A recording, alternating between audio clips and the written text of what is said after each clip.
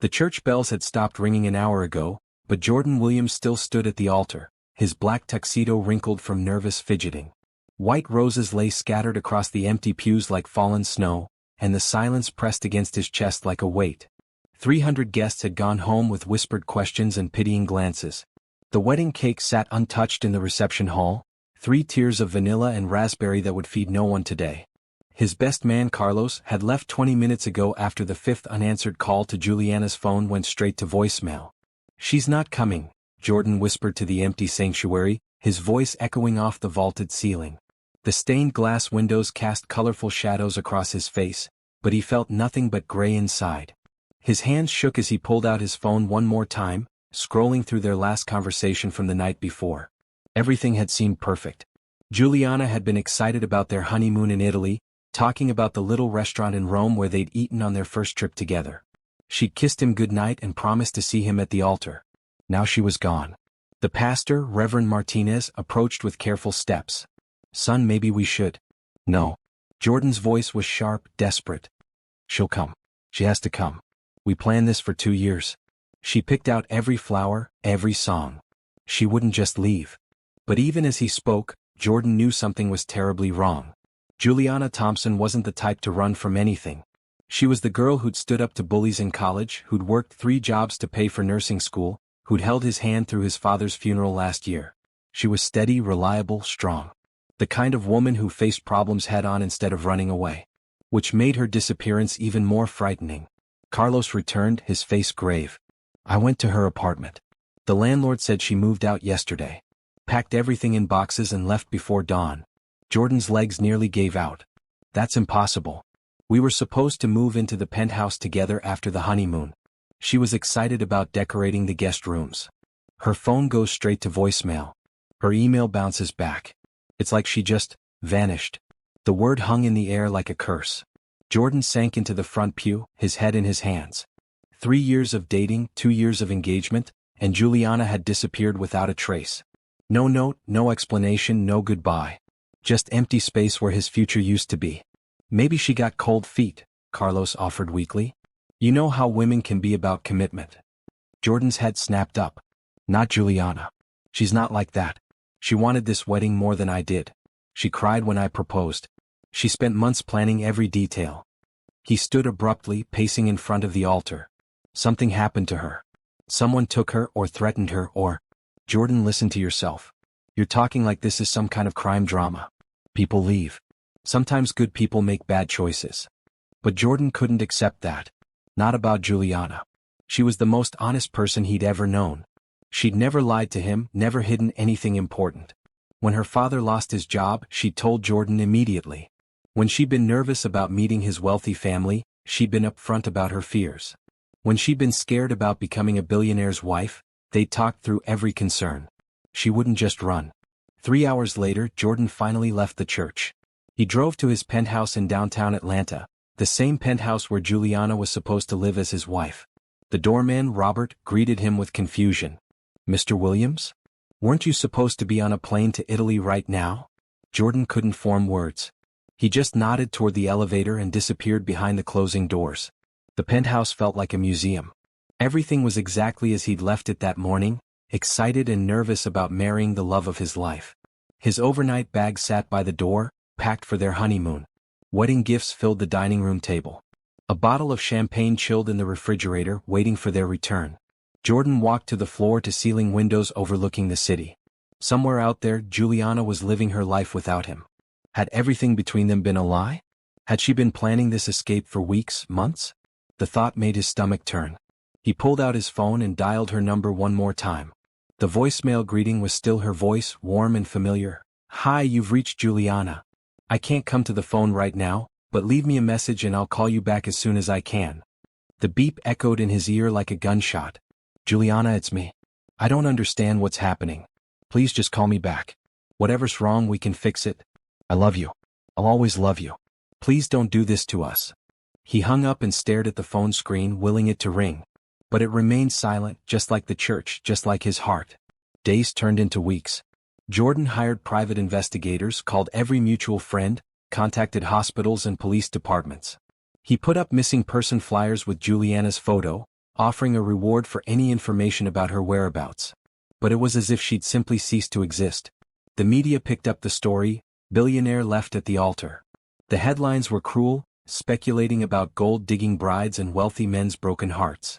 Jordan stopped reading the news, stopped answering his phone, stopped leaving his penthouse unless absolutely necessary. His business partner, David Kim, tried to pull him back into work.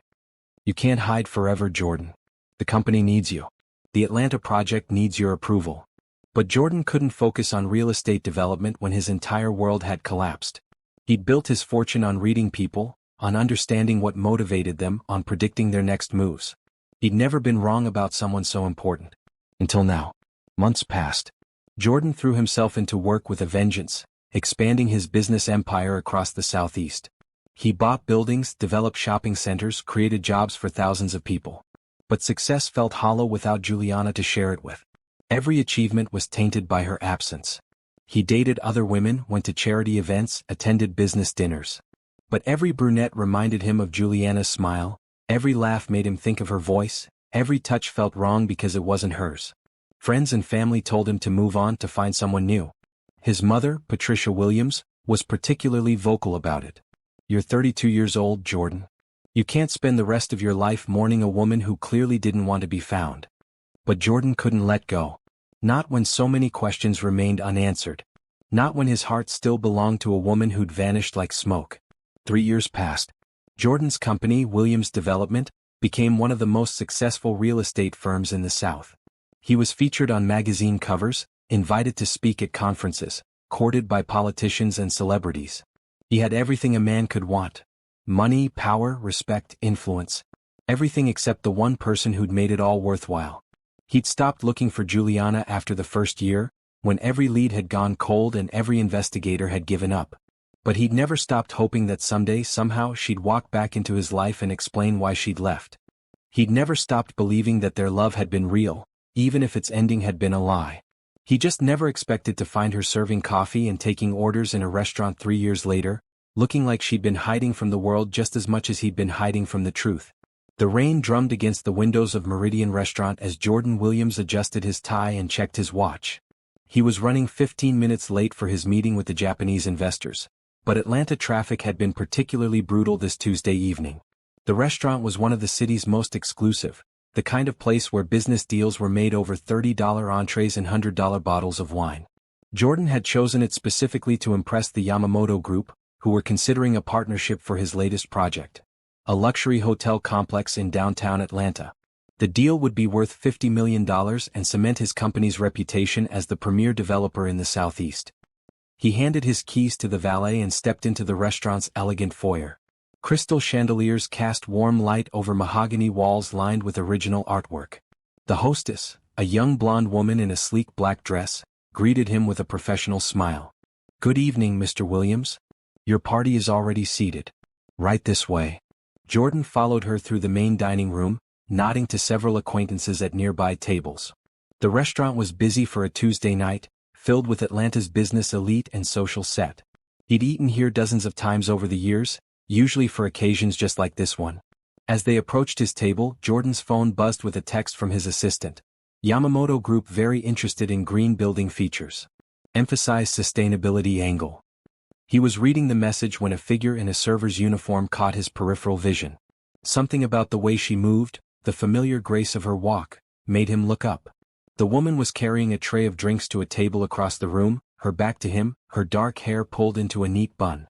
Jordan's steps slowed. His heart began to race for reasons he couldn't explain. The woman turned slightly and he caught a glimpse of her profile.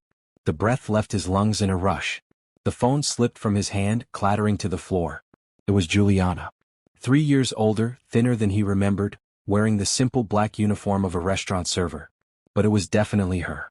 The same delicate curve of her jaw, the same way she held her head when she was concentrating, the same graceful movements that had first caught his attention in college. "Mr. Williams?"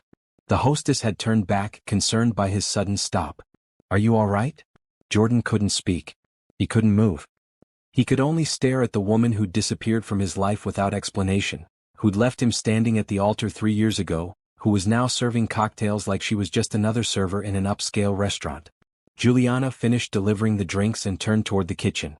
For a moment, her gaze swept across the dining room and her eyes met his. The recognition was instant and mutual. Juliana's face went pale and she stumbled slightly, catching herself against a nearby chair. The empty tray in her hands shook visibly. Jordan took a step toward her, but she shook her head frantically and quickly disappeared through the kitchen doors. "Mr. Williams?" The hostess was growing more concerned. "Your guests are waiting." Jordan forced himself to focus on the blonde woman's face. "I'm sorry, I thought I saw someone I knew." He picked up his phone and allowed himself to be led to the table where three impeccably dressed Japanese businessmen were waiting. Introductions were made, drinks were ordered, but Jordan's mind was spinning. Every few seconds, his eyes drifted toward the kitchen doors, waiting for Juliana to reappear. She didn't.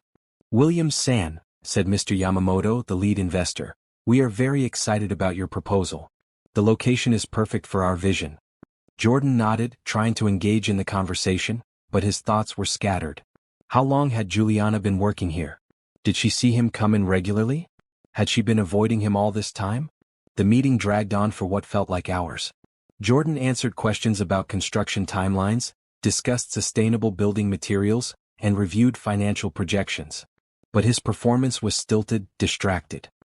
He kept glancing toward the kitchen, hoping to catch another glimpse of the woman who'd haunted his dreams for 3 years. Finally, after dessert and coffee, the investors excused themselves.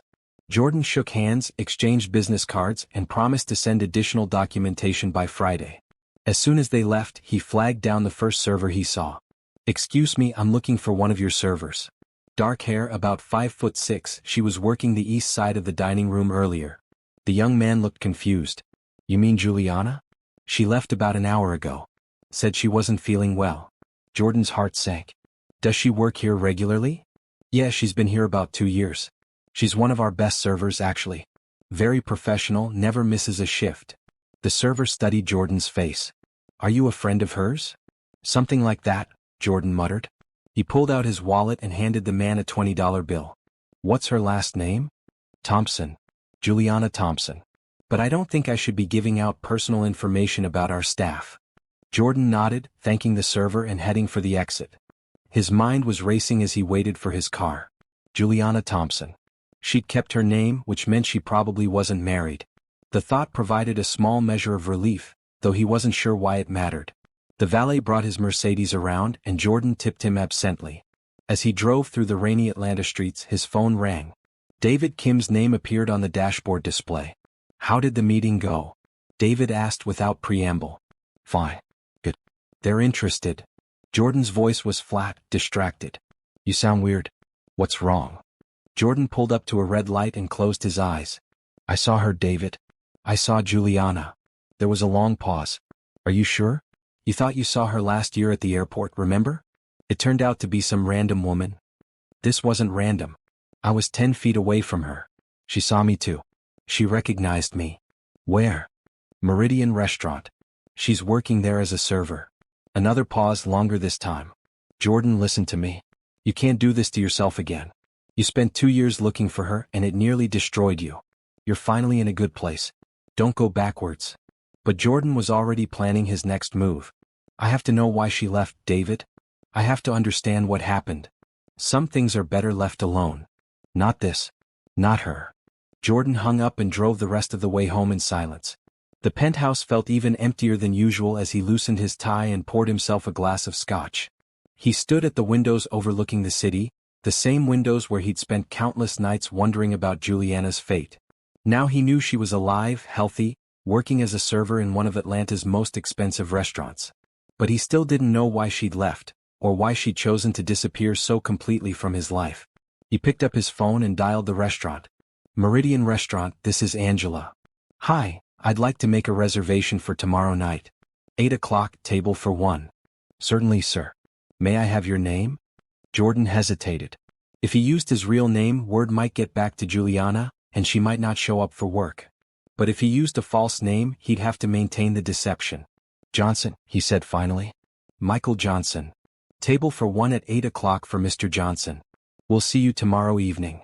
Jordan hung up and stared at his reflection in the darkened window. Tomorrow night he'd get answers. Tomorrow night, He'd finally understand why the woman he'd loved more than life itself had vanished without a trace. He just hoped he was ready for the truth. Jordan arrived at Meridian Restaurant at 7:30, dressed in a simple navy suit instead of his usual expensive attire.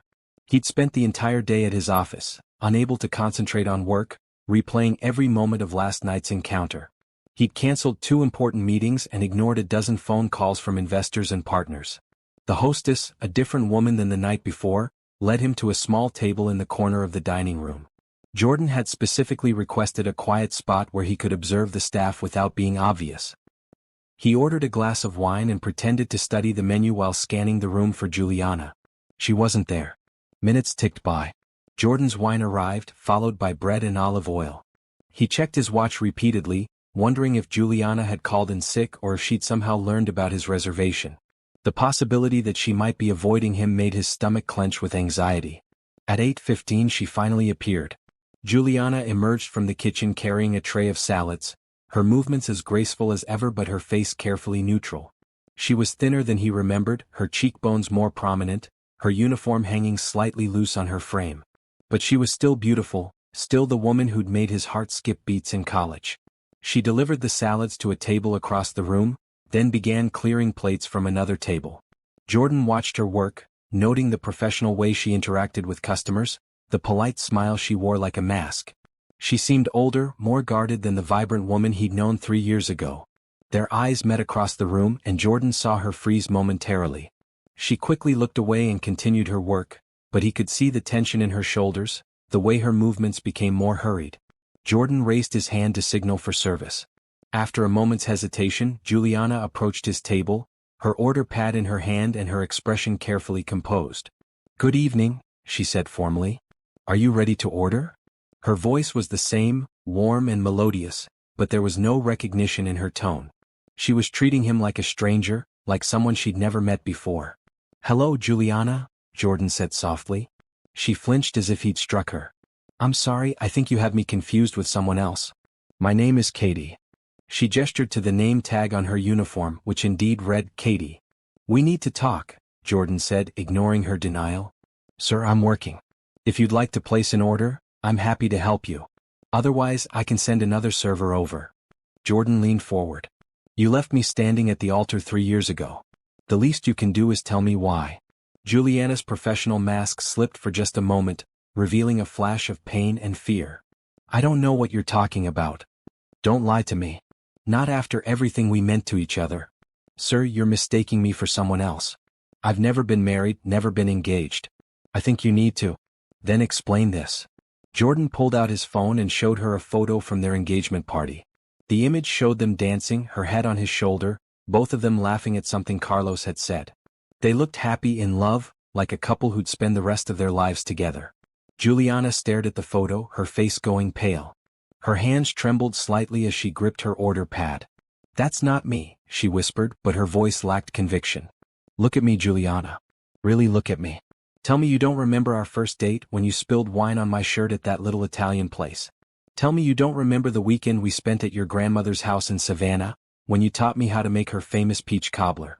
Tell me you don't remember the night I proposed on the rooftop of the Ritz-Carlton, when you cried because you said you'd never believed in fairy tales until that moment." Each memory hit her like a physical blow. Jordan could see the recognition in her eyes, the way her carefully constructed walls were crumbling. "Stop," she said, her voice barely audible. "Please stop. I spent 2 years looking for you. I hired private investigators, called every hospital, every police department. I thought you were dead, Juliana. I thought someone had hurt you." Tears were forming in her eyes, but she blinked them back. "I can't do this. I can't talk to you." She turned to leave, but Jordan caught her wrist gently. "Don't run away again. Not this time. Is everything all right here?" A stern voice interrupted them. Jordan looked up to see a middle-aged man in a manager's uniform approaching their table. His name tag read Mr. Harrison. "Everything's fine," Jordan said, releasing Juliana's wrist. "Katie, is this gentleman bothering you?" Mr. Harrison's tone was protective. "No, sir. He thinks I'm someone else." Mr. Harrison studied Jordan with suspicion. "Sir, I'm going to have to ask you to leave Katie alone. She's one of our best employees and I won't have customers harassing our staff." "We're not strangers," Jordan said firmly. We have a history that needs to be resolved. I don't care what history you think you have. Katie says she doesn't know you, and that's good enough for me. Mr. Harrison's voice grew stern. Either order your dinner and leave our staff alone, or I'll have to ask you to leave. Jordan looked at Juliana, who was staring at the floor. Is that what you want? For me to leave? She nodded without looking up. Fine. Jordan stood and threw a $20 bill on the table. But this isn't over, Juliana. We're going to talk whether you want to or not. He walked out of the restaurant, his heart pounding with frustration and confusion. Why was she pretending not to know him? What was she so afraid of? Jordan sat in his car for 20 minutes, watching the restaurant's entrance. At 9:30, Juliana emerged through the staff exit, wearing jeans and a simple sweater. She walked quickly to an old Honda Civic parked in the back of the lot. Jordan followed her at a distance, staying several car lengths behind as she drove through the city. She lived in a modest apartment complex in East Atlanta, far from the upscale neighborhoods where she'd spent time with him 3 years ago. He watched her climb the stairs to a second-floor unit, her movements tired and weary. The building was safe but clearly budget-conscious, with aging siding and a small parking area. It was nothing like the luxury penthouse they'd planned to share as husband and wife. Jordan sat in his car for another hour, staring at her apartment. A single light was on in what appeared to be the living room. He wondered what she was doing, what she was thinking, whether she was as confused and hurt as he was. His phone buzzed with a text from David. How did it go? Jordan typed back. She's pretending not to know me. Using a fake name at work. Maybe she really doesn't remember you. Brain injury, trauma, something like that. No. She remembers. I can see it in her eyes. Then why is she hiding? That was the question that kept Jordan awake for the rest of the night. Why would the woman who'd loved him enough to plan a wedding now pretend he was a stranger? What had happened in those final days before their wedding that had scared her enough to disappear completely? He was going to find out, even if it meant camping outside her apartment every night until she agreed to talk to him. Some truths were worth waiting for no matter how long it took. Jordan couldn't sleep. He spent the night pacing his penthouse, replaying every moment of his encounter with Juliana. By dawn, he'd made a decision that would have surprised his business partners. He was going to take time away from Williams' development to focus on finding answers. He called his assistant, Maria, at 7 a.m. Cancel all my meetings for the rest of the week, he said without preamble. All of them? Even the Yamamoto group follow-up. David can handle it. I have something more important to take care of. Next, he called his old friend Carlos, who'd been his best man 3 years ago and who now ran a successful law practice in downtown Atlanta. I need a favor, Jordan said when Carlos answered.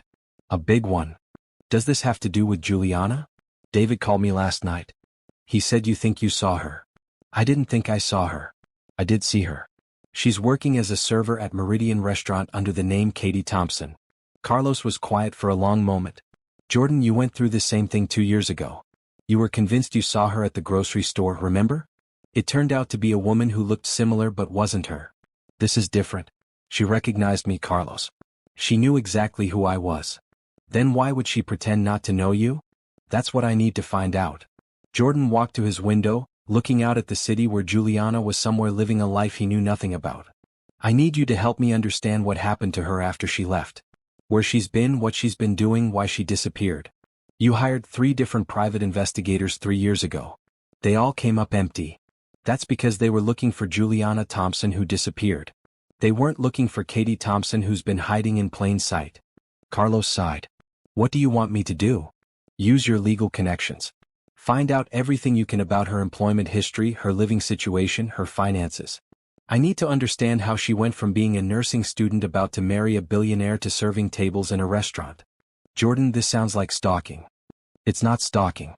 It's trying to understand why the woman I loved enough to marry destroyed both our lives by running away without explanation. There was another long pause. Fine. But I'm doing this as your friend, not as your lawyer. And if I find out she's moved on, if she's happy with her new life, you have to promise me you'll leave her alone. I promise. Jordan hung up and spent the rest of the morning researching Meridian Restaurant. He learned that it was owned by a local restaurant group, that it had been open for 5 years, and that it was known for its excellent service and high-end clientele. He also discovered that they were hiring for a management position. By afternoon, he'd made another decision that would have shocked his business partners. He was going to apply for a job at the restaurant. Jordan drove to a department store and bought several inexpensive suits, the kind a struggling business graduate might wear to interviews. He practiced changing his demeanor, his speech patterns, the way he carried himself. He'd spent years in boardrooms and executive offices, but now he needed to blend in with middle management. The next morning he walked into Meridian Restaurant and asked to speak with the hiring manager. Mr. Harrison, the same man who'd protected Juliana 2 nights earlier, agreed to meet with him. "I'm looking for someone with restaurant experience," Mr. Harrison said, reviewing the fake resume Jordan had created. "You've been in real estate development. Why the career change?"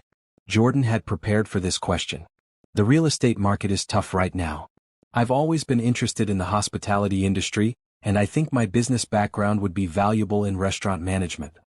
"What can you bring to Meridian?" "Organization, efficiency, customer service focus. I understand profit margins and cost control. I'm also willing to start at the bottom and work my way up." Mr. Harrison studied him for a long moment. "We do have an assistant manager position available. It's mostly evening shifts, dealing with staff scheduling and customer complaints. The pay is decent but nothing like what you're probably used to. I'm more interested in the opportunity than the salary." "When can you start?" "Tomorrow night." Jordan left the restaurant with a job offer and a uniform. He'd gone from Billionaire CEO to assistant restaurant manager in the span of 2 days. His mother would be horrified, his business partners would think he'd lost his mind, and his accountant would probably have a heart attack. But he didn't care. He was finally going to get answers. That evening, Carlos called with his research findings. "I found some interesting information," he said. "Juliana Thompson moved to Atlanta about 2.5 years ago. She's been working at Meridian for exactly 26 months. Before that, she worked at a diner in Macon for about 6 months. Macon? That's only 2 hours from here. She was that close the whole time. Gets more interesting. I found records showing she withdrew her entire savings account the day before your wedding. $23,000, closed the account completely." Jordan felt a chill. That was her tuition money for nursing school. She also had a storage unit in Macon that she paid for about a year before giving it up. My guess is she stored her belongings there while she figured out what to do next. What about her family? Her father? That's where it gets complicated. Carlos's voice grew serious. I couldn't find any current information about Robert Thompson. His last known address was in Savannah, but he moved out about 3 years ago. No forwarding address, no new utility connections, no credit card activity. Jordan's mind raced. He disappeared around the same time she did. Jordan, I think there's something you need to know. I did some digging into your father's business dealings from around that time. There were some irregularities in his construction loans. Nothing illegal, but some of the financing came from sources that weren't entirely legitimate. What are you saying? I'm saying your father may have been involved with some dangerous people. People who might have threatened you or your family to ensure their investments were protected. Jordan felt the pieces clicking together. You think someone threatened Juliana to keep her away from me? I think it's possible. If she thought marrying you would put you in danger, she might have sacrificed her own happiness to protect you. The idea hit Jordan like a physical blow. For 3 years, he'd assumed Juliana had left because she didn't love him enough to go through with the wedding. The possibility that she'd left because she loved him too much to put him at risk changed everything. I need to talk to her, he said. Tonight. Jordan, be careful. If I'm right about this, the people who scared her away 3 years ago might still be around. Jordan hung up and sat in his penthouse, staring at the city lights. Tomorrow night, he'd start working at Meridian Restaurant. He'd be in the same building as Juliana for hours at a time, close enough to watch her, to learn about her life, to understand what had driven her away. And maybe if he was very careful and very patient, he'd find a way to bring her back into his life. Because if Carlos was right, if Juliana had sacrificed their love to protect him, then she was even more remarkable than he'd realized. And she was worth fighting for no matter how long it took. Jordan's first night as assistant manager at Meridian Restaurant was a disaster. He'd underestimated how difficult it would be to manage servers, coordinate with the kitchen, and handle customer complaints while keeping one eye on Juliana at all times. By the end of the evening, he'd mixed up 2 orders, accidentally double-booked a table, and earned a stern lecture from Mr. Harrison about attention to detail. Michael, Mr. Harrison said using Jordan's fake name, I need you to focus on the job. Whatever personal issues you're dealing with, leave them at home. Jordan nodded, realizing he'd been too obvious in watching Juliana. She'd noticed his attention and had grown increasingly nervous throughout the evening, dropping a tray of glasses and forgetting to bring bread to one of her tables. I'm sorry, sir. It won't happen again. See that it doesn't. Katie is one of our best servers, and I don't want her distracted by whatever's going on between you two. Jordan spent the following day developing a better strategy. He couldn't afford to lose this job, and he needed to be more subtle in his approach to Juliana. He studied restaurant management books, watched training videos, and practiced memorizing the menu until he could recite every item and price. His second night went better. Jordan focused on his actual duties, helping servers with difficult customers and coordinating with the kitchen during the dinner rush. He only allowed himself to glance at Juliana occasionally, and when he did, he tried to make it seem like routine supervision. But he was learning things about her that broke his heart. She worked harder than anyone else on the staff, often staying late to help with closing duties even when she wasn't scheduled.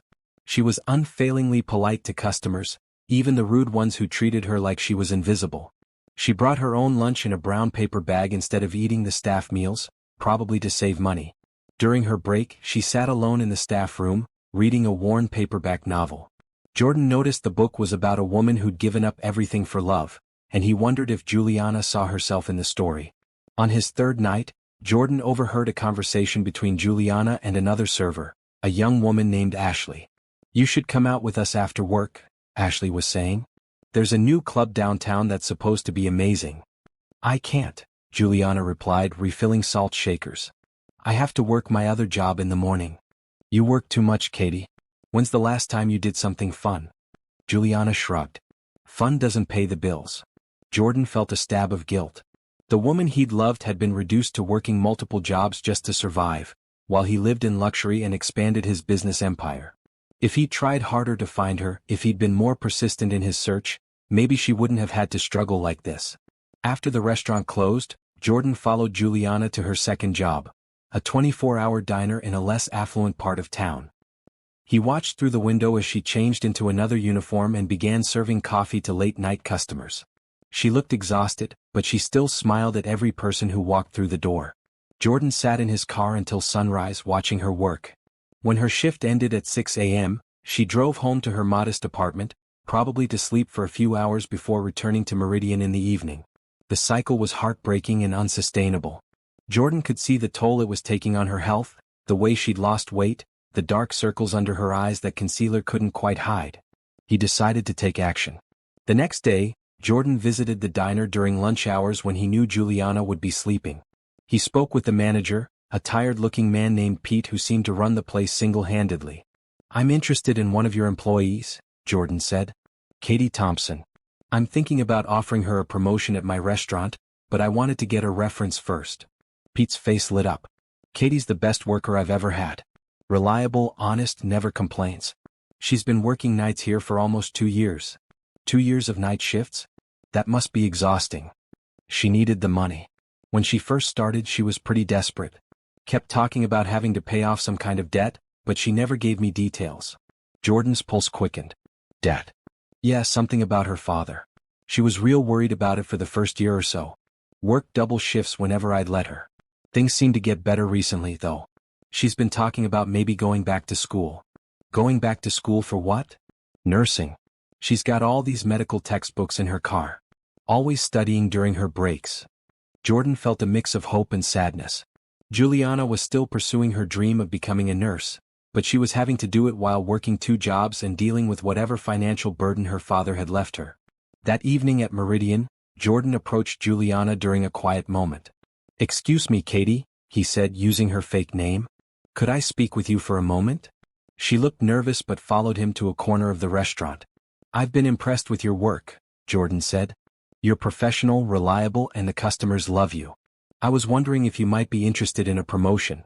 Juliana's eyes widened. "A promotion? We're looking for someone to train new servers, maybe eventually move into a supervisory role. It would mean better pay, more regular hours, and benefits." For a moment, hope flickered in her eyes. Then it faded. "I don't think that's a good idea." "Why not?" I don't think I'm the right person for that kind of responsibility." Jordan stepped closer. "Is it because of me? Because of who I am?"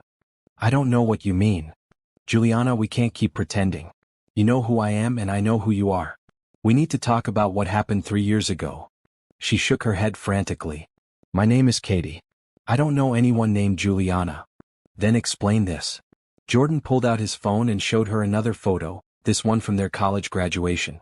They were standing together in their caps and gowns, her arm around his waist, both of them grinning at the camera. Juliana stared at the photo, her hands trembling. That's not me. Look at the birthmark on your wrist in the photo. Now look at your wrist. She instinctively covered her left wrist, but Jordan had already seen the small crescent-shaped birthmark that had always reminded him of a tiny moon. That could be anyone, she whispered. It's you, Juliana. It's always been you. And I'm not going to stop until you tell me why you left. Tears were forming in her eyes. I can't. You don't understand. I can't talk about this. Is it about money? About your father's debts? I can help you. Whatever you owe, whoever you owe it to, I can fix it. She went very still. How do you know about my father? I know a lot of things. I know you withdrew your savings the day before our wedding. I know you worked at a diner in Macon before coming here. I know you've been working 2 jobs to pay off some kind of debt. Stop investigating me. Her voice was sharp with fear. Stop following me. Stop trying to fix everything. I can't stop. I love you too much to stop. The words hung in the air between them. Juliana closed her eyes and a single tear rolled down her cheek. You don't understand, she said quietly. Some things can't be fixed. Some problems don't have solutions. Try me. She opened her eyes and looked at him with such sadness that Jordan felt his heart break all over again. I have to go, she said. My break is over. She walked away, leaving Jordan standing alone in the corner of the restaurant. But for the first time in 3 years he felt like he was making progress.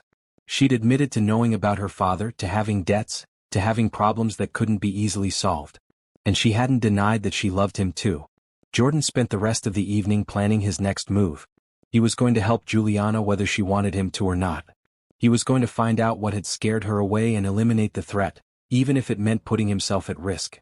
Because some love was worth fighting for, no matter how dangerous the battle might be.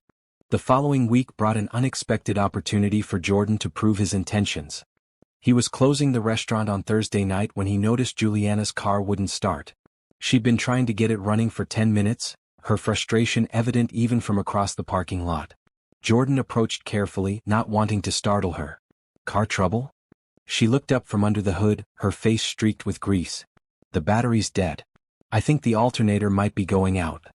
I can give you a jump start, Jordan offered. I have cables in my car. No thank you. I'll call a cab. At this hour? It'll cost you $50 to get home. Jordan saw her wince at the mention of money. She pulled out her phone and started scrolling through rideshare apps, her face growing more discouraged with each quote. The jumpstart won't cost you anything, Jordan said gently. And if the alternator is bad, at least you'll know for sure. After a moment's hesitation, Juliana nodded. Okay. Thank you. Jordan pulled his car around and connected the jumper cables. As they waited for the battery to charge, he found himself studying her face in the dim parking lot light. She looked tired, older than her 29 years but still beautiful. How long have you been having car trouble? He asked. A few weeks. I've been meaning to take it to a mechanic, but... She shrugged, leaving the sentence unfinished. But car repairs are expensive. Everything's expensive. Jordan wanted to offer to pay for the repairs, but he knew she'd refuse. Instead he said, I know a good mechanic who's reasonable. Family friend. I could give you his number. I can't afford reasonable right now. The admission seemed to surprise her, as if she hadn't meant to be so honest. Jordan felt another stab of guilt at the thought of her struggling financially while he had more money than he could spend in a lifetime. Try starting it now, he suggested. The car started on the first try, but the engine sounded rough. Jordan could hear the telltale whine of a failing alternator. It's definitely the alternator, he said as he disconnected the cables. You might get a few more days out of it, but it's going to die soon. Juliana's shoulders sagged. Great. Another bill I can't afford. Juliana. Katie, she corrected automatically. Katie. Let me help you. I know we have history, but I can't stand watching you struggle like this. I'm not struggling. I'm managing. Working 2 jobs, driving a car that barely runs, living in a budget apartment. That's not managing, that's surviving. She turned to face him, her eyes flashing. And what if it is? What if I'm just surviving? That's still better than some people have. But it's not what you deserve. You don't know what I deserve. Jordan stepped closer. I know you deserve better than this. I know you deserve to finish nursing school, to have a reliable car, to not worry about money every day. I know you deserve to be happy. Happiness is a luxury I can't afford. It doesn't have to be." She shook her head. "You still don't understand. Some of us don't get fairy tale endings. Some of us have to live with the consequences of our choices." "What consequences? What choices?" For a moment it seemed like she might tell him. Her guard was down, her defenses weakened by exhaustion and the stress of her car troubles. But then she straightened her shoulders and put the mask back on. "Thank you for helping with the car," she said formally. "I should go home now. At least let me follow you. Make sure you get there safely." "That's not necessary. It's not about necessity. It's about caring." She stared at him for a long moment, then nodded reluctantly. "Fine. But just to my apartment. Don't try to come inside." Jordan followed her through the quiet Atlanta streets, his heart racing with hope and anxiety. This was the most real conversation they'd had since he'd found her, the first time she'd dropped her pretense even slightly. When they reached her apartment complex, Juliana parked and walked back to Jordan's car. He rolled down the window. "Thank you," she said quietly. "For the jump start and for caring." "I never stopped caring, Juliana. Not for a single day." She flinched at the use of her real name.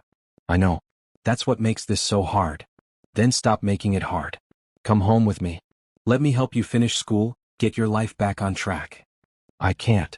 "Why not?" "Because some doors can't be reopened. Some bridges can't be rebuilt." "That's not true. We can fix this, whatever it is." She shook her head sadly. "Good night, Michael. Thank you for your help." She walked away, leaving Jordan sitting in his car with more questions than answers. But he'd made progress.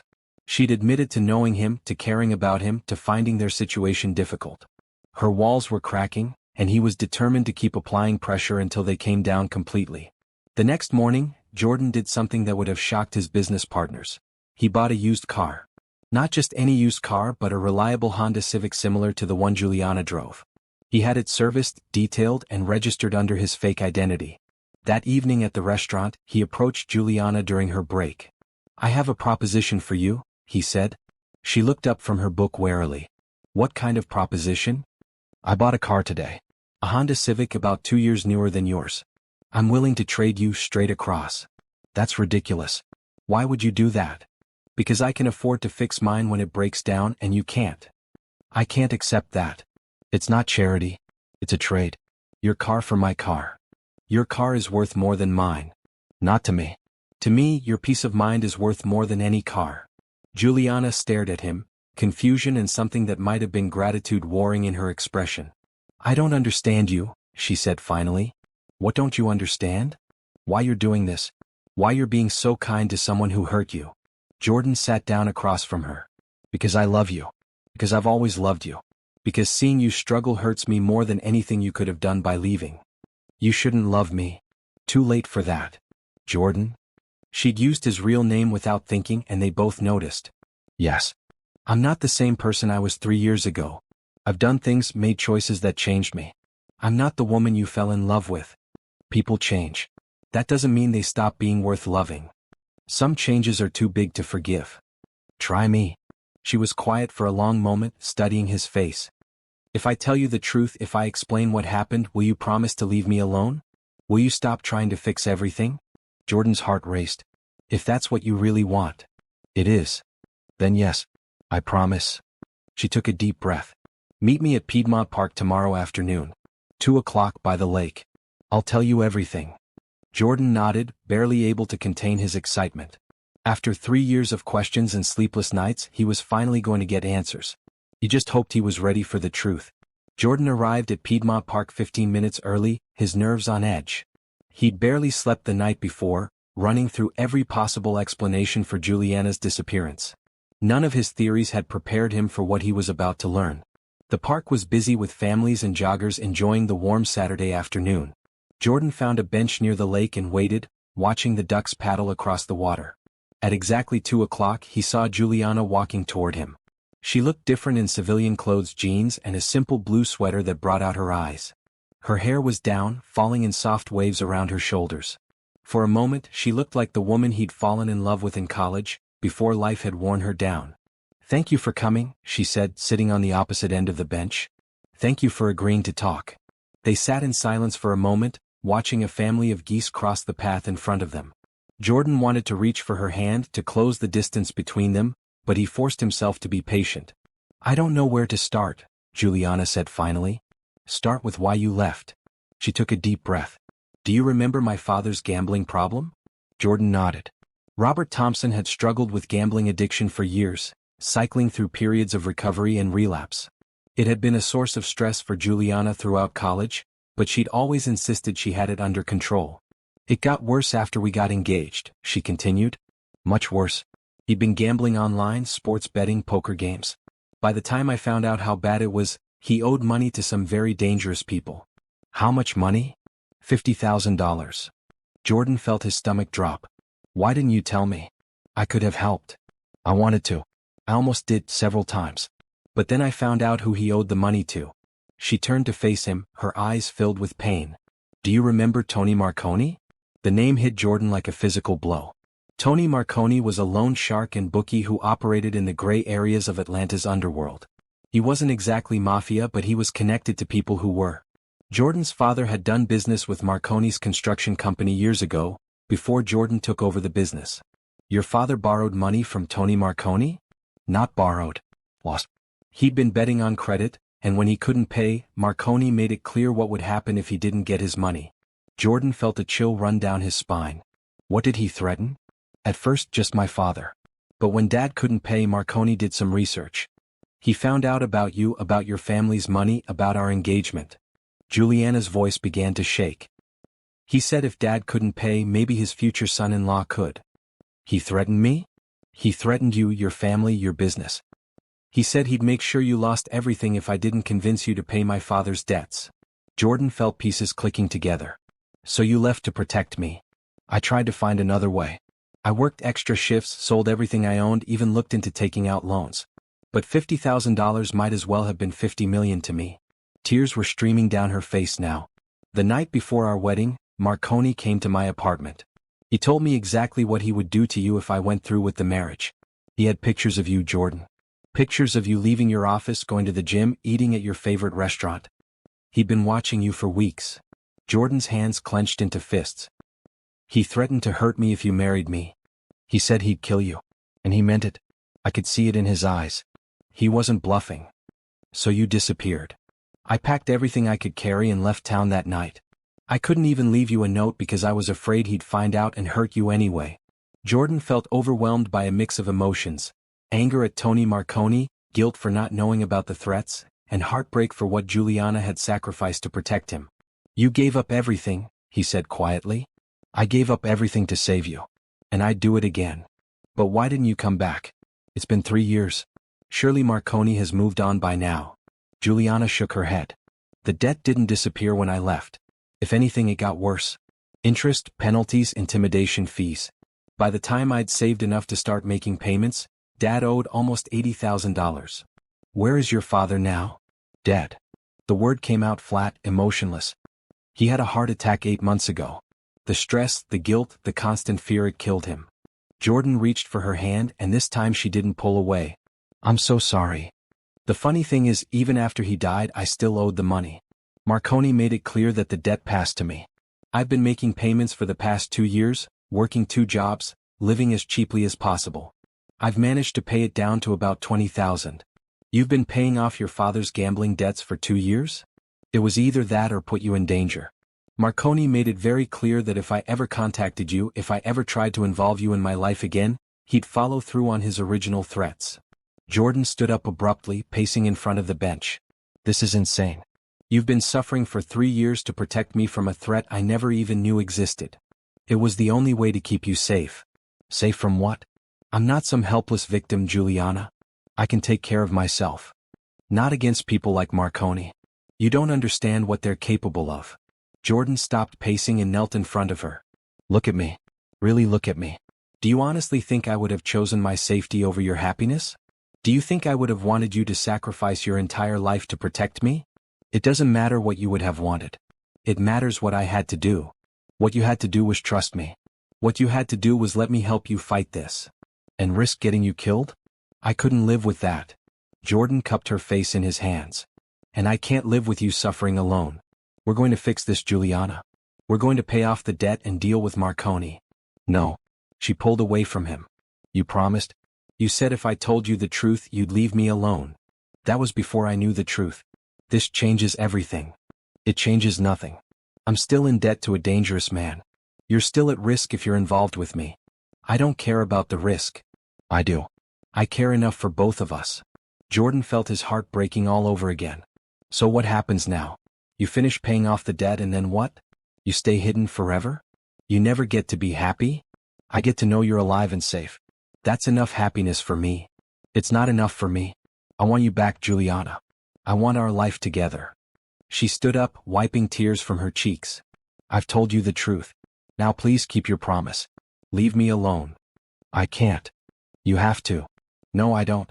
Because I love you too much to let you destroy yourself trying to protect me. She started walking away, but Jordan called after her. I'm going to fix this, Juliana. With or without your help, I'm going to find Tony Marconi and settle this debt once and for all. She turned back, her face pale with fear. Jordan, no. Please don't do anything stupid. The only stupid thing I ever did was letting you disappear without fighting for you. I'm not making that mistake again. He walked away, leaving her standing by the lake with tears streaming down her face. Jordan had his answers now and he had a plan. Tony Marconi had stolen 3 years of their lives, but he wouldn't steal any more. It was time to end this once and for all. Jordan spent the next 3 days planning his approach to Tony Marconi. He couldn't go in unprepared. Men like Marconi respected strength and despised weakness. Jordan needed to project power while making it clear that he wasn't trying to muscle in on Marconi's territory. He called Carlos for advice. You're playing with fire, Carlos warned. Marconi isn't just a lone shark. He's connected to some seriously dangerous people. I know. But I can't let Juliana keep paying for her father's mistakes. Have you considered just paying off the debt and walking away? $20,000 is nothing to you. It's not about the money. It's about making sure Marconi never threatens her again. Carlos sighed. What do you need from me? Information. I need to know everything about Marconi's operation, his business interests, his weaknesses. And I need to know the legal implications of what I'm about to do. Jordan, as your friend and your lawyer, I'm advising you not to do this. Noted. Will you help me anyway? Of course. But I'm going on record as saying this is a terrible idea. While Carlos gathered intelligence, Jordan prepared for the confrontation. He studied Marconi's background, his business practices, his reputation in the community. He learned that Marconi owned several legitimate businesses, a construction company, a restaurant, and a small real estate development firm. He also learned that Marconi prided himself on being a businessman first and an enforcer second. That gave Jordan an idea. On Wednesday evening, Jordan walked into Marconi's restaurant, a mid-range Italian place in Little Five Points. The hostess, a young woman with bleached blonde hair, greeted him with a professional smile. Table for one? Actually, I'm here to see Tony Marconi. Tell him Jordan Williams wants to discuss a business proposition. The hostess looked confused but disappeared into the back of the restaurant. A few minutes later, a large man in an expensive suit approached Jordan's table. Mr. Williams? I'm Tony Marconi. I understand you want to discuss business. Jordan stood and shook the man's hand. Marconi was older than he'd expected, probably in his late 50s, with graying hair and sharp eyes that missed nothing. Thank you for seeing me, Mr. Marconi. I have a proposition that I think will benefit both of us. I'm listening. I understand you're owed money by someone I care about, Juliana Thompson. I'd like to settle her debt and discuss a mutually beneficial arrangement. Marconi's expression didn't change, but Jordan saw a flicker of interest in his eyes. Why don't we continue this conversation in my office? Marconi suggested. Jordan followed him to a small office behind the restaurant. The room was spartanly furnished but meticulously clean. Marconi gestured to a chair across from his desk. So you're the billionaire boyfriend? Marconi said without preamble. I wondered when you'd show up. You knew about me 3 years ago. Of course I knew. I make it my business to know everything about my debtors and their families. Then you know I'm here to settle Juliana's debt. The debt is $23,000 now. Interest and fees, you understand. Jordan nodded. I'll pay $30,000 cash today. In exchange, I want your guarantee that Juliana Thompson will never be contacted, threatened, or harassed by you or anyone associated with you ever again. Marconi leaned back in his chair. That's generous. But I'm curious, why now? The girl has been making payments regularly for 2 years. Why not let her finish? Because she shouldn't have to pay for her father's debts. Because she's suffered enough. Suffered. Marconi laughed. She made a choice. She chose to run away rather than involve you. That was her decision. A decision you forced her to make by threatening my life. I never threatened your life, Mr. Williams. I simply explained the consequences of not paying debts in my business. Jordan felt his anger rising but kept his voice steady. Regardless of semantics, the debt ends today. $30,000 for a clean slate. You're assuming I want to sell her debt. Maybe I like having her under my thumb. Maybe I enjoy watching her work 2 jobs to pay me back. Then you're making a mistake. How so? Jordan leaned forward. Because I'm not offering to buy her debt. I'm offering to make you a partner in a very lucrative business deal. The $30,000 is just the beginning. Marconi's eyes sharpened. What kind of business deal? I'm developing a luxury hotel complex downtown. $50 million project. I need concrete work, and I understand you own a construction company. I do. The concrete contract alone is worth $8 million. I'm willing to offer it to you at cost plus 20%, which would net you about $1.6 million in profit. Marconi was quiet for a long moment. That's a substantial offer. What's the catch? No catch. I get quality work from a reputable contractor, you get a legitimate business deal worth significantly more than Juliana's debt. And all I have to do is forget about the Thompson girl? All you have to do is accept that her debt is paid in full and guarantee that she'll never be contacted about it again. Marconi studied Jordan's face. You're really willing to make me a millionaire to protect some waitress? I'm willing to make you a millionaire to protect the woman I love. That's either very romantic or very stupid. Maybe both. Marconi laughed. I like you, Williams. You've got balls coming in here and making demands. Most people who owe me money send lawyers or intermediaries. I'm not most people. No, you're not. Marconi stood up. All right, here's what we're going to do. You write me a check for $30,000 today. Then we'll discuss the details of your hotel project. If everything checks out, if the contract is legitimate and profitable, then Juliana Thompson's debt disappears permanently. Jordan felt a surge of relief. And if I can't deliver on the hotel contract? Then you'll owe me a lot more than $30,000. Jordan stood and extended his hand. Deal. They shook hands and Marconi smiled. You know, Williams, I respect what you're doing. Not many men would put themselves at risk for a woman who left them at the altar. She left me to protect me. That's not abandonment, that's love. If you say so. But let me give you some advice. That girl has been carrying a lot of guilt for 3 years. Even after you pay off her debt, she's going to have a hard time believing she deserves to be happy. I'll convince her.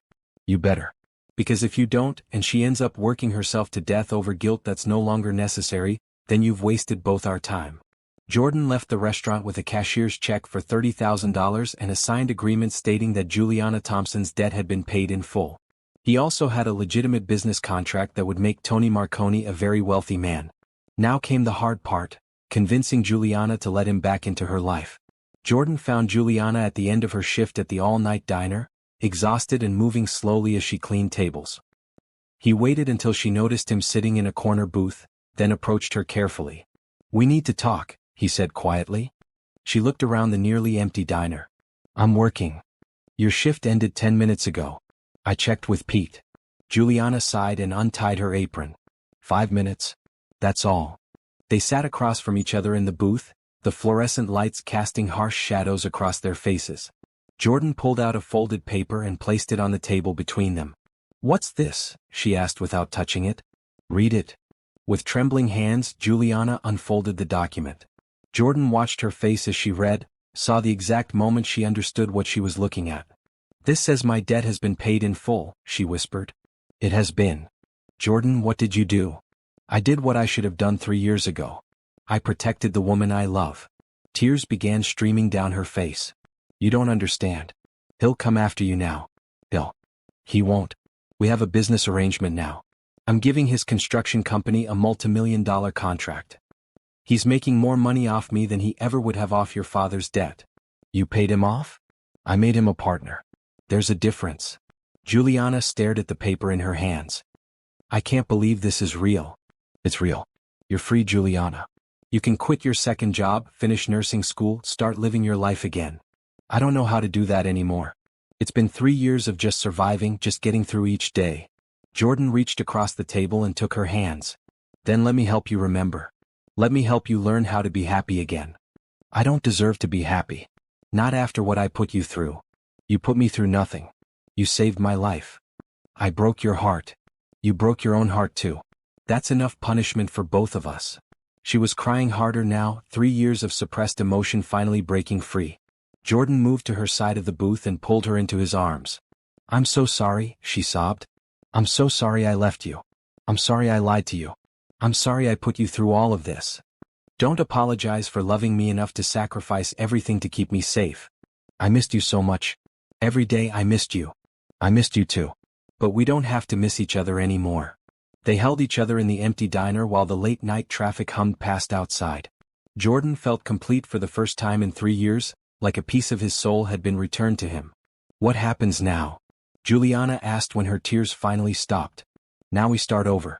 We take it slow, rebuild what we had, figure out who we are today. I'm not the same person I was 3 years ago. Neither am I. But that doesn't mean we can't love who we've become. She pulled back to look at him. Are you sure about this? Are you sure you want to try again? I've never been more sure of anything in my life. Over the next few weeks, Jordan and Juliana began the delicate process of rebuilding their relationship. Jordan quit his job at Meridian Restaurant, much to Mr. Harrison's confusion, and returned to running Williams' development. Juliana quit her second job at the diner and enrolled in a nursing program at Georgia State University. They took things slowly, going on coffee dates and long walks in the park. Jordan was patient as Juliana gradually let her guard down, sharing stories about her 3 years in hiding and her fears about the future. She was amazed by how much Jordan's business had grown, but more impressed by how he'd maintained his kindness and integrity despite his success. You could have become bitter, she told him one evening as they sat on his penthouse balcony, watching the sunset over Atlanta. After what I did to you, most people would have become hard, cynical. I thought about it, Jordan admitted. For a while I was angry. But anger takes too much energy and I needed that energy to keep hoping you'd come back.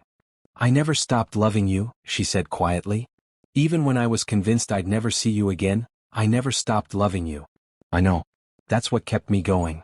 1 month after their reunion, Jordan surprised Juliana with a weekend trip to Savannah, where they'd spent some of their happiest times during college. He'd booked them separate rooms at a historic inn, respecting her need to take things slowly. They walked through the old squares, ate at their favorite restaurants, and visited her grandmother's grave together. Jordan watched Juliana slowly transform from the guarded, exhausted woman he'd found at the restaurant into someone who resembled the vibrant person he'd fallen in love with. On their last night in Savannah, they were walking along the riverfront when Juliana stopped suddenly. What's wrong? Jordan asked. I just realized something. For the first time in 3 years, I'm not worried about money. I'm not exhausted from working 2 jobs. I'm not afraid of what tomorrow might bring. She turned to face him. I feel like myself again. You are yourself.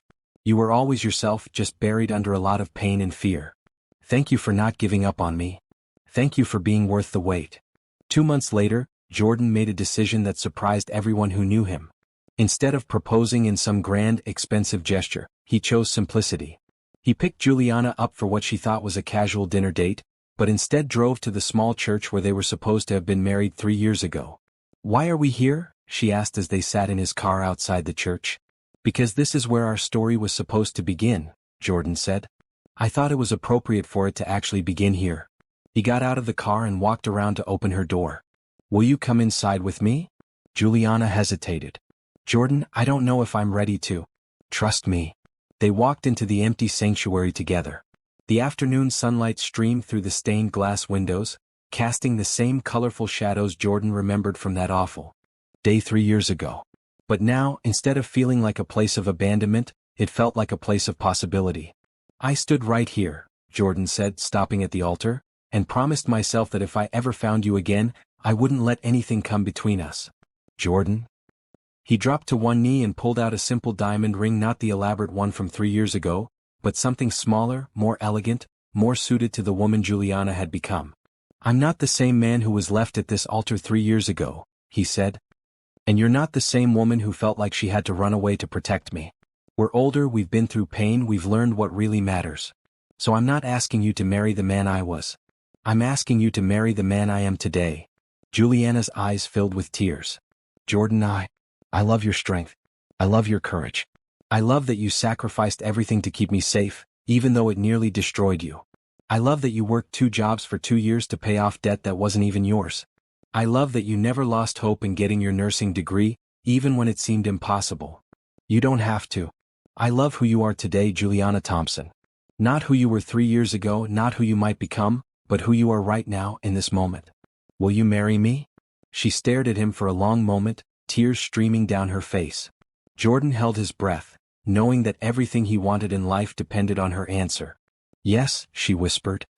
Yes, I'll marry you. Jordan slipped the ring onto her finger and stood to kiss her, right there at the altar where their love had once been broken but was now being rebuilt. When? He asked when they finally broke apart. Soon, she said. I don't want to wait anymore. We've lost too much time already. Are you sure? I've never been more sure of anything in my life. Jordan laughed, recognizing his own words from weeks earlier. In that case, how does 3 months sound? Enough time to plan a small ceremony but not so long that we lose our nerve. Perfect. They spent the rest of the evening in the church, planning their future and talking about the lessons they'd learned from their separation. Jordan realized that while the past 3 years had been painful, they'd also been necessary. They'd both grown, both learned what really mattered, both discovered the depths of their love for each other. As they prepared to leave, Juliana turned back to look at the altar one more time. No regrets? Jordan asked. About leaving you 3 years ago? I'll always regret that.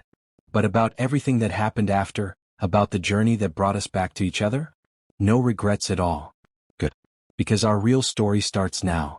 Hand in hand, they walked out of the church and into their future together.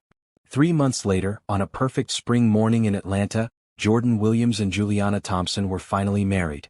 The ceremony was small and intimate, held in the same church where their journey had begun with heartbreak but was now culminating in joy. Carlos served as Jordan's best man, while Juliana's cousin Sarah, who had flown in from California, was her maid of honor.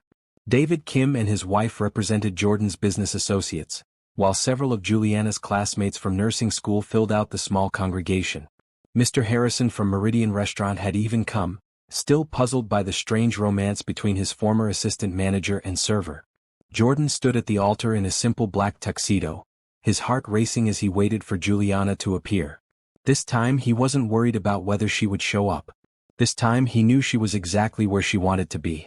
The doors at the back of the church opened, and Juliana appeared on the arm of Carlos, who had offered to walk her down the aisle in place of her late father. She wore a simple cream-colored dress, elegant but not elaborate, with her grandmother's pearl necklace as her something old. As they walked down the aisle, Jordan marveled at the transformation in Juliana's face. The fear and exhaustion that had marked her features for so long were gone, replaced by genuine happiness and peace. She looked radiant, confident, like a woman who had finally found her way home. "Dearly beloved," began Reverend Martinez, the same pastor who had waited with Jordan 3 years ago, "we are gathered here today to witness the union of Jordan and Juliana, 2 souls who have found their way back to each other through love, forgiveness, and faith." The ceremony was traditional but personal. Instead of generic vows, Jordan and Juliana had written their own words to each other. "Juliana," Jordan began, his voice steady despite his emotions, "3 years ago I thought I knew what love was. I thought love was about grand gestures and perfect moments. But you taught me that real love is about sacrifice, about putting someone else's safety and happiness above your own. You loved me enough to let me go, and I love you enough to never let you go again. I promise to be worthy of the sacrifice you made for me. I promise to build a life with you that honors the courage you showed when you chose to protect me. I promise to love you not just in the easy moments, but especially in the difficult ones. I promise to be your partner, your protector, and your best friend for all the days of our lives." Juliana wiped tears from her eyes before beginning her own vows. "Jordan," she said, her voice soft but clear, "you taught me that love doesn't give up. Even when I disappeared, even when I pushed you away, even when I pretended not to know you, you never stopped believing in us. You showed me that some things are worth fighting for, no matter how impossible they seem. I promise to never run away from you again. I promise to face our problems together instead of trying to handle them alone. I promise to trust you with my fears, my dreams, and my heart. I promise to love you with the same determination you showed when you found me again." When it came time to exchange rings, Jordan slipped the simple band onto Juliana's finger with hands that shook slightly from emotion. "With this ring I thee wed," he said, looking into her eyes. Juliana placed a matching band on Jordan's finger. With this ring I thee wed. By the power vested in me by the state of Georgia, Reverend Martinez announced with a smile, I now pronounce you husband and wife. Jordan, you may kiss your bride. Jordan cupped Juliana's face in his hands and kissed her softly, sealing their commitment with tenderness and joy.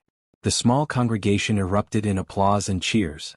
Ladies and gentlemen, the Reverend said, I present to you Mr. and Mrs. Jordan Williams. The reception was held at a small restaurant downtown, the same place where Jordan and Juliana had had their first date in college. Jordan had rented out the entire place for the afternoon, filling it with flowers and soft music. During the dinner, Carlos stood to give a toast. I've known Jordan for 15 years, he began, and I've never seen him as happy as he is today. Juliana, you put this man through hell 3 years ago, but you also taught him what real love looks like. Jordan, you could have chosen to be bitter, to give up, to move on with someone else. Instead, you chose to keep loving her. That takes courage. He raised his glass. To Jordan and Juliana, who proved that true love really can conquer all. As the afternoon wore on, Jordan and Juliana mingled with their guests, accepting congratulations and well wishes. But Jordan's favorite moment came when he found Juliana sitting alone for a moment, watching their friends and family celebrate. Any regrets? He asked, sitting beside her. Just one, she said. Jordan's heart skipped. What? I regret that it took us 3 years to get here. I regret all the time we lost. We didn't lose time. We spent time learning what we really meant to each other. Maybe you're right. She leaned against his shoulder. What happens now? Now we go on our honeymoon to Italy like we planned 3 years ago. Then we come home and start our real life together. Will it be different this time? Everything will be different. We're different. But the important thing's how much we love each other, how committed we are to making this work. Those things are exactly the same. Later that evening, after all the guests had gone home, Jordan and Juliana drove to his penthouse, their penthouse now. As they rode the elevator up to their new home together, Juliana marveled at how different everything felt. I was so scared of this place before, she admitted. It represented everything I thought I didn't deserve. And now it just feels like home. Jordan carried her across the threshold, laughing as she protested that the tradition was silly. He set her down in the living room, where he'd arranged for flowers and champagne to be waiting. Mrs. Williams, he said, testing out her new name. I like the sound of that, she replied. They spent their first evening as husband and wife talking about their plans for the future. Juliana would finish nursing school in 18 months. Jordan was considering expanding his business into other cities, maybe starting a charitable foundation. They talked about buying a house with a yard, maybe getting a dog, definitely starting a family someday. I want to make sure we never take this for granted, Juliana said as they stood on the balcony, looking out at the city lights. We won't. We know too well what it's like to live without each other. Promise me something. Anything. Promise me that if we ever face problems in the future, we'll face them together. No more running away, no more trying to protect each other by keeping secrets. I promise. We're a team now. Whatever comes our way, we handle it together. Jordan pulled her close, marveling at how perfectly she fit in his arms, how natural it felt to hold her again after so many years apart. I love you, Mrs. Williams. I love you too, Mr. Williams. As they stood together under the stars, Jordan reflected on the journey that had brought them to this moment. 3 years ago, he'd been a man who thought he had everything figured out, who believed that love was simple and straightforward. The pain of losing Juliana had taught him that love was actually complicated, messy, and sometimes required tremendous sacrifice. But it had also taught him that real love was worth fighting for, worth waiting for, worth rebuilding from the ground up if necessary. Looking at his wife, Jordan knew that their story was just beginning. They'd face challenges in the future, moments of doubt and difficulty. But they'd face them together, armed with the knowledge of what they meant to each other and the memory of what they'd overcome to be together. Some love stories have fairy tale beginnings. Others begin with heartbreak and loss. But the best love stories, Jordan realized, are the ones that prove love can survive anything, even the people who think they're protecting it by walking away. As Juliana fell asleep in his arms that night, Jordan whispered a promise into the darkness. I will love you for the rest of my life, and I will never let you forget that you deserve every happiness this world has to offer. Outside their window, Atlanta sparkled like a city of possibilities, and Jordan Williams finally understood that sometimes the best endings are really just new beginnings in disguise. Thank you so much for taking this emotional journey with Jordan and Juliana. Their story reminds us that true love sometimes requires us to fight through misunderstandings, sacrifice, and pain to find our way back to each other. I'd love to hear from you in the comments. What moment in the story touched you the most? Was it when Juliana revealed why she left, or when Jordan finally found her at the restaurant? Do you think Juliana made the right choice by leaving Jordan to protect him? Or should she have trusted him with the truth from the beginning? Which character showed more courage, Juliana for sacrificing everything to keep Jordan safe, or Jordan for never giving up on finding her? Have you ever had to make a difficult choice to protect someone you love? How did it turn out? What do you think Jordan and Juliana's marriage will be like? Do you believe they'll be stronger because of what they went through? Please share your thoughts below. Your comments and insights make these stories even more meaningful, and I love connecting with readers who believe in the power of true love.